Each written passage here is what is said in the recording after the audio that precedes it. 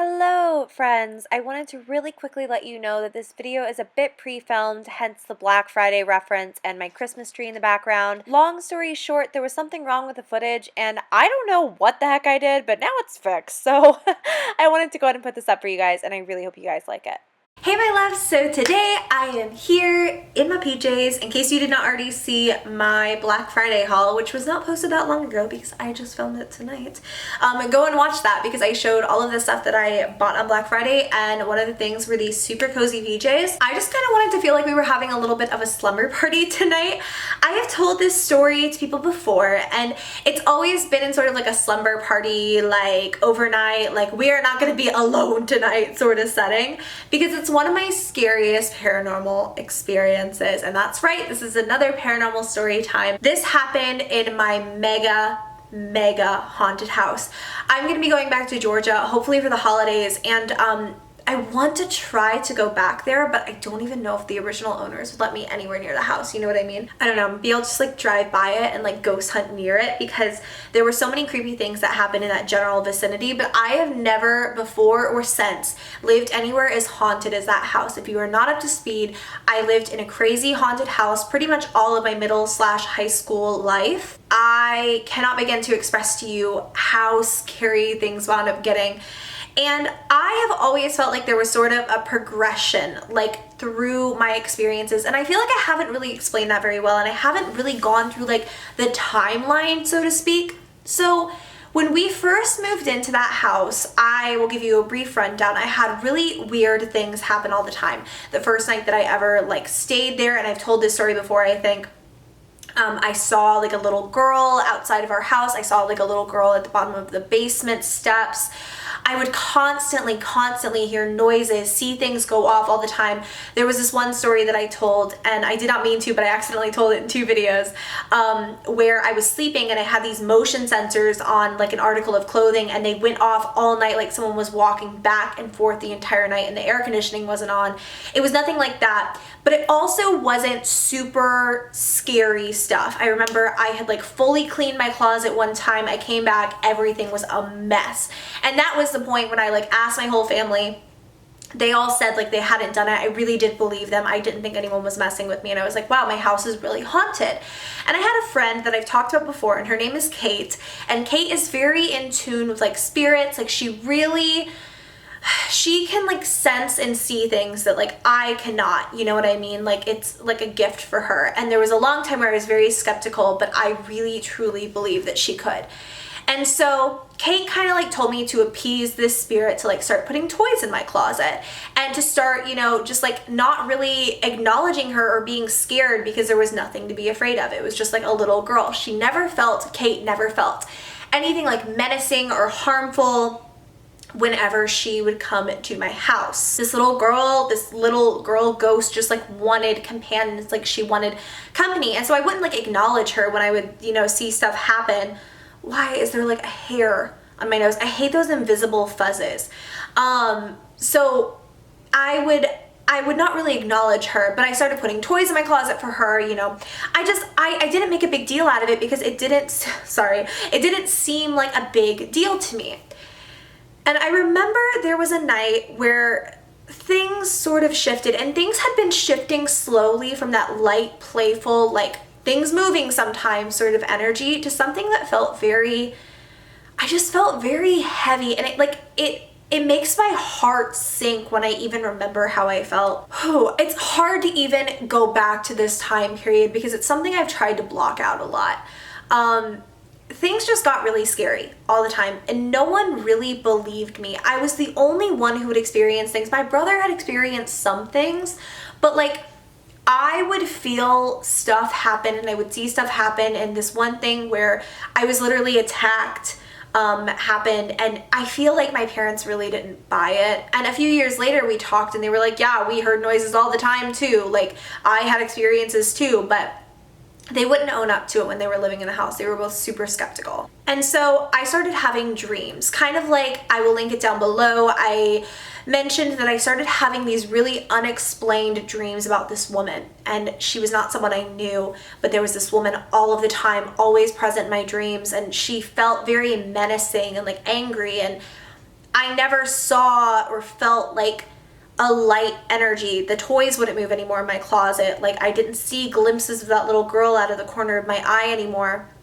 And I had a dream one night that I was like just watching the front entryway of my like house, and this really dark figure walked through the door, and it was like 10 feet tall, like super large, and it felt angry. And I wasn't physically there, I was just watching something happen. And I watched the little girl when that dark figure came into the house, like she was like at the end of the hallway, and I just watched her disappear. And it almost, I felt like that was sort of like symbolic of like there was something else there, and it was like overpowering her, if that makes any sense. I don't know, I feel like I sound like a lunatic sometimes when I talk about paranormal stuff, but that was just how I truly felt. Kate came over. I know I've told this story about how my TV started changing channels up and down. Like, she was sitting in my bed, I went to my closet, it went haywire. My friends would hear people talking and there would be no people. There was one night where I was like woken up out of a sleep and like basically jump scared by a toy. I was, I guess, just cleaning up. I would have been doing something walking around the bedroom. And the way that my room was, I had like a dresser against the wall, and I would pass that dresser to get into my closet and put things away, and you know, like whatever. That was just the layout of my room. So I had the dresser here, I had the bed over here, whatever. Really normal, generic, ugly room. So I had passed by my TV. And I remember as I walked by it, it felt like something stopped me, but it wasn't like a physical thing in front of me. I just felt like I was being told to stop walking, so I did. And I don't know how to explain it. I didn't hear anything. I just felt like I was supposed to stop walking in that moment. So I stopped walking. And from behind me, I heard this almost like a growl. And it was just really deep and like guttural and really right here in my ear. So I looked around to see if like my cat was nearby, but I remember looking over my shoulder and I just felt so uneasy because as I turned my head, like it just felt like it kept getting louder and louder and louder, this like growling sound. And I felt like I couldn't move. I felt frozen in place, like something is really, really wrong here. And so I'm just standing there. I can't move. I feel like I'm going to die. I don't know why I felt like that, but that was the thing in my head, was like, oh my God, like this is it. Like I'm about to die. And I didn't know from what. It was just like something was wrong. And so I'm standing there, and suddenly out of nowhere, the growling stops right in my ear, and it stopped really abruptly. And I felt like, okay, I can move again. And I can't explain it, but I started moving. And as I walked into my closet to continue doing what I was doing, like I had that feeling where I couldn't talk, I couldn't scream, like it almost felt like the air was like caught in my throat. So I was just trying to finish what I was doing and get the heck out of my room because I didn't know what was happening. As I walked into the closet, there were no cords in front of my dresser. There were no animals in my room, clearly. Nothing did this. And this was one of those things where it was just like, wow, I can't explain this away. This just happened to me. I walked past my TV. My TV sat on top of a DVD player, and that DVD player sat on top of like a channel box. We had like Comcast or something like that, you know, one of those cable services. So I walked past it, and as I do it, my TV comes forward, and I can't explain this. I know people will say I'm crazy. I know people will say I'm lying, but the TV came forward and hit me in like the side, and it was right around like my rib, like hip area. So it came forward and it smacked me. And the TV fell off of the dresser. Like the TV did not malfunction and like propel forward. You know what I mean? It was a little cube, like literally the tiniest TV ever. Came forward, hit me, fell to the ground. And I just stared at it because there were no cords anywhere. The cords wrapped around behind the dresser. I didn't trip on anything. I didn't move it. It just came forward like someone like pushed it, and it hit the crap out of me. So I'm standing there, I'm frozen. I'm like already on the brink of tears because like, holy crap, something just hit me. Like something just attacked me. And as I'm standing there in total shock, this is why I really know that this is paranormal. This is why this cannot be explained away. I cannot explain to you how the TV came out and hit me right in the hip. Then the DVD player literally just went this way and went so hard that it jerked out of the outlet. So it was like plugged in behind my dresser, and it came out and it literally just flew off the dresser. I can't explain it. And then the cable box came forward and hit me in the hip again. And I was sobbing. I just literally fell to the floor. I was in tears. I could not physically explain what had happened to me, and I just started bawling. And my brother ran in the room and he was like, "Are you okay? Like, what happened?" And I knew that no one would believe me, but he saw the TV on the floor, he saw the DVD player on the floor, he saw the cable box on the floor, and he was like, "What happened? Did you trip? Like, what's wrong?" And I was crying. I couldn't even talk. But eventually I just told him, "I'm fine, just go away." And he kept pressing and asking me, like, what happened? And I said, "I don't know. My TV flew out, it hit me, my DVD player went another way, and then my cable box hit me." And he was just like, "Okay, so you tripped." And I kept telling him, "No, the cords are wrapped around, no, the cords are wrapped around." But, my brother had felt things in that house and seen things. But I feel like this was almost too much. This was too, like, scary. But I didn't want to tell our parents, you know what I mean? Like, I didn't want them to think I was crazy. I wasn't doing it for attention. It was so weird. And I felt so threatened in that moment. Like, I felt so unwelcomed and so threatened, and like, okay, this is not the same ghost I've been experiencing before. I had a huge bruise. If I had pictures or anything like that, I would show you guys, but I wanted to pretend it never happened. And shortly after that, Kate told me she was not coming back to my house. And it actually wasn't too long after that Kate wound up telling me that I was like a magnet for things like this. And in case you can't tell, I'm kind of a magnet for like weird crap in general. But she started telling me, without me even telling her about this situation where the TV hit me, the DVD player like flew the other way, and like it didn't make any sense. I didn't tell her about this. She wound up telling me that there was something like attached to me, and that it was dark, and that I needed to do XYZ, like sage my house, like I needed to start praying, I needed to do all of these things. So that is probably, I think, my craziest paranormal experience. I mean, the Ouija board was pretty weird, but I still feel like in some way that could be explained away. You know what I mean? Like, it could have just been my roommate being like really weird and then a really coincidental nosebleed. If you have not seen that story, I will link it down below. It scares me to this day. I don't know what that was, but I felt like it wasn't a ghost. I feel like that was something else. And I feel like there was something else in that house. And to be totally honest with you guys, I really kind of want to, like, I know a lot of you guys are always like, collab with the psychic twins. Like, I'm down to collab with the psychic twins. I want to know what that was, because to this day, and it won't happen all of the time, really only when I start telling stories or when I kind of like start, I don't know, looking for trouble, you know what I mean? Sometimes, oh, this is gonna sound so crazy. Sometimes I feel like that is what I'm experiencing now.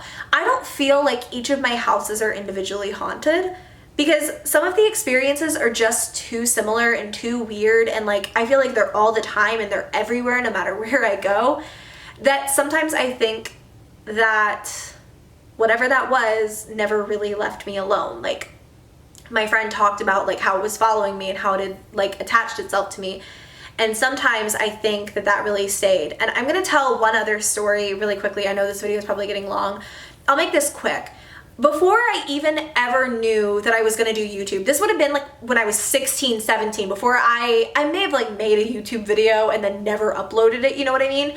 But like before I started doing YouTube, because I started doing YouTube when I was like 18 and then deleted a channel, whatever. So this was before any of this. This was before YouTube was on the brain for me. I had this dream that was bizarre. And it was that I was literally like sitting here, and it's so scary to talk about this to a camera. Okay, all right. I had this dream that I was talking to a camera, and I would like be making a YouTube video. I would be vlogging basically the way that I do now. And when I would turn off the camera, even though I could see myself like press the button, you know what I mean? I was like watching through the camera. Even though I had turned it off, the recording didn't stop. And I would set down the camera and I would die. Like one time, oh my God, this gives me chills to remember. One time I was in a bathroom vlogging and I set down the camera, and I remember that I was in like a high school bathroom, like there were stalls. And I went into a stall and I left my camera on, not recording obviously, but I left my camera on the sink while I went into the stall. And as I walked into the stall, something literally swooped up, got me, and I was out of frame and I knew I was dead. And there was another thing where I was like talking to a camera, I was doing my makeup, I turned it off. And when I turned it off, the camera kept recording and I saw myself literally like something peeked out from behind me and like decapitated me. Like, it was just a really, oh God, it freaks me out so bad, and I blocked out that dream for so long, but something about that dream didn't feel right. And I feel like it was very ominous to like what I now do for a living, you know what I mean? And like, I don't know, I feel like that's weird, you know? And not many people wind up doing YouTube for a living. Not many people wind up filming videos for years and years and years and years. I mean, a lot of people do, let's be real. But like, you know what I mean? Like, I just think it's weird to think about now. And that's why sometimes I really do think that this thing was not a ghost. I feel like it was something else. So there's my probably worst paranormal experience, my scariest one by far. The Ouija board was creepy, but sometimes I'm like, nah, that was just my roommate. Like, this one scares the crap out of me. And admitting out loud that sometimes I feel like whatever was in that house is still like with me scares the living crap out of me. But I love you guys. I'm gonna go ahead and go. I'm gonna go somewhere where it's real light out. I'm gonna turn off this camera. It's not gonna keep recording, but I love you guys so much. Thank you for always loving these story time videos. At the end of the day, I love doing paranormal story times because I love talking about this stuff, but very clearly, I don't need to make anything up. Like, I've been experiencing stuff since I was like 13. And as much as sometimes it like acts up, I really like talking about this sort of stuff. I do think it's really interesting, and if I kind of have to live with like the side effect that sometimes I get kind of scared and sometimes I hear a bump in the night and sometimes my motion sensors will go off when there's no one else in the house, like, you know, it's something I really do enjoy talking about. So I hope you guys liked it. I love you all so much. I will see you in the next video. If you enjoyed the video, give it a thumbs up and subscribe to my channel if you haven't already. I love you guys so, so, so much, and I will see you in the next video. Bye.